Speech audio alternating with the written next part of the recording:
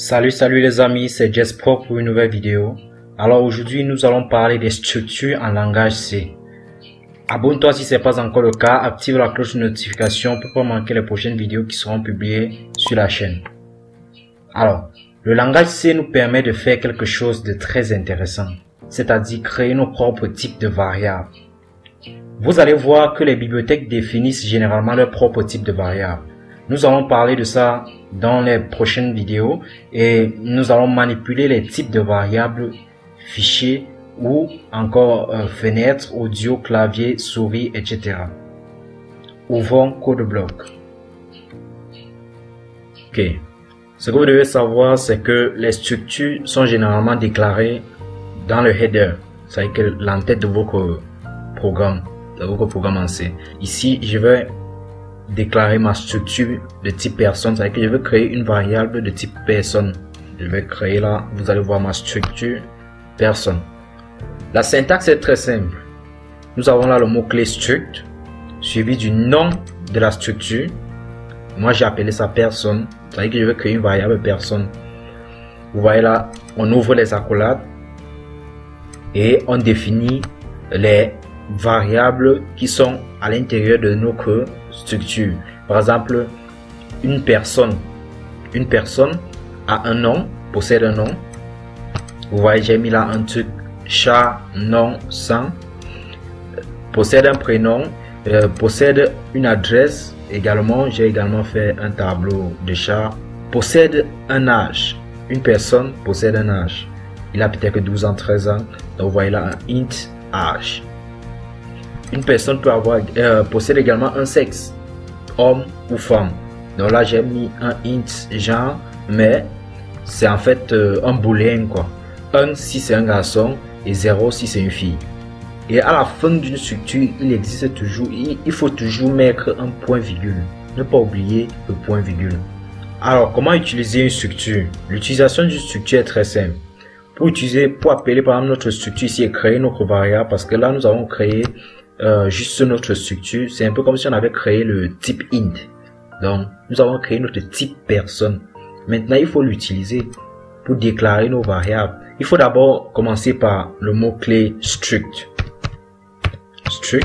pour signaler à la machine que en fait c'est une variable personnalisée que nous avons créée de type structure. Donc nous commençons toujours par le mot clé struct, ensuite le nom de la variable, le nom du type de variable personne, et ensuite le nom de notre variable.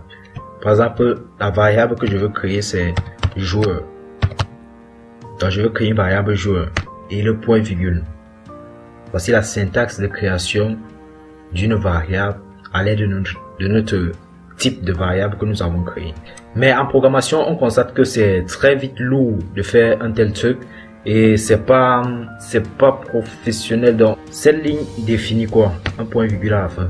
Donc le compilateur, au moment de la compilation, le compilateur va passer dans notre programme partout où il y aura personne, il va remplacer par struct person. Partout où il y aura personne, il va remplacer par struct person. Donc nous pouvons directement supprimer le struct d'ici et avoir notre variable joueur tout simplement.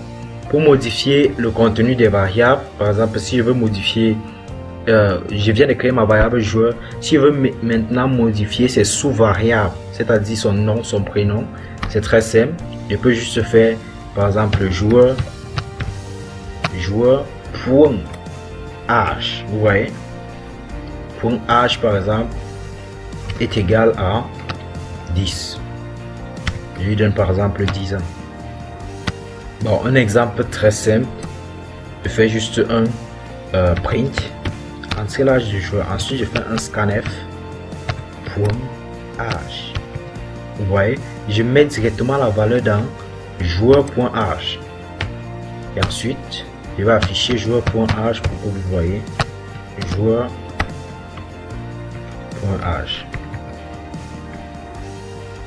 et le tour est joué. Voilà, vous voyez, on demande entrer l'âge du joueur. Vous voyez, on demande entrer l'âge du joueur. J'entre par exemple 15 et retourner.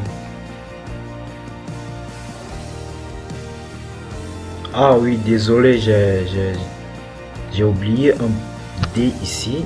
Au lieu de mettre pourcentage D, j'ai pas mis. Ok. Donc on demande à entrer l'âge du joueur, j'entre par exemple 13. Vous voyez 13. Donc c'est vraiment très pratique, très facilement. Il est également possible de déclarer plusieurs variables. Vous pouvez également faire un truc comme joueur 1, joueur 2. Donc ça dépend de vous, joueur 3, joueur 4. Vous pouvez également créer les tableaux de votre variable personnalisée. Vous pouvez créer également les tableaux de votre variable personnalisée. Donc vous pouvez faire un joueur peut-être 10. Là c'est quand vous avez peut-être plusieurs joueurs qui vont jouer au jeu. Donc vous pouvez faire joueur 10. Ça veut dire un tableau de 10 joueurs. Là maintenant vous pourrez maintenant accéder juste peut-être au premier tableau en faisant joueur. Donc pour accéder peut-être au premier joueur, vous allez devoir faire un joueur 0 avant d'afficher. Donc c'est vraiment très simple. Et on exécute. 45 ans. Et vous voyez 45, le programme fonctionne très bien. C'est-à-dire qu'on a sélectionné le joueur 0 et on a sélectionné l'âge du joueur 0. C'est-à-dire le premier joueur. Vous pouvez également sélectionner le deuxième joueur, le troisième joueur, ça sera totalement différent. Comment initialiser alors une structure? Donc vous pouvez directement au niveau de la déclaration initialiser directement à la déclaration, c'est-à-dire il suffit juste d'initialiser chaque variable, un peu comme on initialisait les tableaux. Donc vous pouvez faire juste là pour le nom, pour le prénom, dans l'ordre pour l'adresse,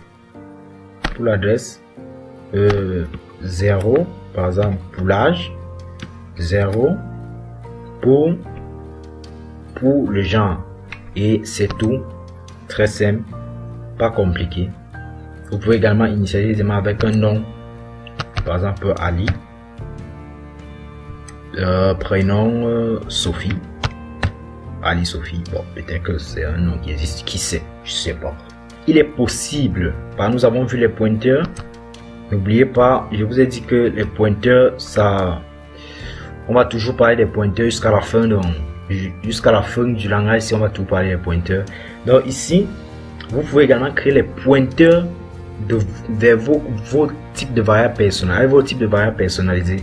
Donc vous pouvez, si par exemple je veux créer un pointeur qui pointe vers ma variable joueur, donc j'ai créé ma variable joueur, je veux créer un pointeur, je vais faire ceci, personne, étoile, joueur. N'oubliez pas, j'espère que vous vous rappelez encore du coup sur le pointeur, joueur. C'est que là j'ai créé un pointeur qui pointe sur la variable joueur. Je peux l'initialiser à nul. Vous vous rappelez de tout ceci, bien sûr. Bon, je l'espère que vous vous rappelez. Si vous ne vous rappelez pas, je vous invite à retourner sur le cours sur le pointeur. En créant un pointeur vers notre structure, nous allons pouvoir l'utiliser dans d'autres fonctions. Par exemple, si je veux créer une fonction void que j'appelle initialiseur, c'est-à-dire toutes les variables que je crée, je dois d'abord les initialiser. Mes variables sont de type personne,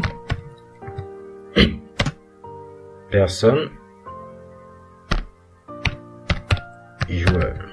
Là c'est mon pointeur, en fait j'envoie un pointeur à la fonction. Et c'est la fonction qui va s'occuper d'initialiser notre joueur. Donc là, c'est simple. Après avoir créé ma variable, j'initialise plutôt. J'appelle ma fonction initialiseur et je l'envoie soit l'adresse de ma variable joueur, j'espère que vous vous rappelez, soit le pointeur joueur en question. Ah, désolé, j'ai fait une confusion là. Là, c'est pointeur sur joueur. On doit différencier les pointeurs des variables. Soit j'envoie l'adresse de ma variable comme ceci, soit j'envoie directement mon pointeur sur joueur. Simplement. C'est très simple. Vous allez juste faire un étoile, comme pour utiliser les pointeurs. Étoile joueur. Point. Âge par exemple, que je veux initialiser à 0. Point virgule. Mais comme si ça ne marche pas, il faut d'abord mettre une parenthèse là et là. Toujours cette parenthèse, sinon ce que vous aurez des problèmes. Pourquoi? Parce que étoile va s'appliquer à tout ceci. Pourtant, on veut qu'elle s'applique juste sur joueur. Parce que c'est joueur qui est la variable. Et il y a aussi une autre possibilité. Vous pouvez ne pas passer par cette méthode qui est vraiment très fatigante. La méthode la plus simple en programmation, c'est, et celle que je recommande et que nous allons le plus utiliser, c'est de faire directement un tiret de 6, une flèche. Donc lorsqu'il s'agit d'un pointeur de structure, lorsqu'on l'appelle à une fonction, on utilise cette méthode. Joueur, on fait une flèche vers la sous-variable concernée. Donc c'est un raccourci. Ici, nous affichons et nous regardons le résultat. Et qu'est-ce qui s'est passé là? Parce que là, j'ai créé mon pointeur sur joueur, mais j'ai créé ça en nul. Donc elle n'existe pas en fait. Donc en fait, elle est nulle au départ. Pourtant, elle devait l'affecter ma variable joueur. C'est une grosse erreur que j'ai faite là. Désolé les gars. Donc là, après avoir créé mon pointeur sur joueur, ça c'est juste le nom de mon pointeur. Je devais maintenant l'affecter l'adresse de ma variable pour que mon pointeur puisse gérer cette adresse, gérer cette variable. Donc autant pour moi, ça fait joueur. Donc c'est ça que je devais faire. Et quand j'exécute, vous voyez, tout fonctionne. Vous voyez 1 parce que nous avons affiché le genre. C'est l'initialisateur qui a mis le genre à 1. Donc vous voyez, c'est vraiment très simple. C'est tout pour cette vidéo. Je vous dis à bientôt pour une nouvelle vidéo sur la programmation en C. Merci d'avoir suivi cette vidéo jusqu'à la fin. Je vous invite à vous abonner, activer la cloche de notification pour ne pas manquer les prochaines vidéos qui seront publiées sur la chaîne. Merci.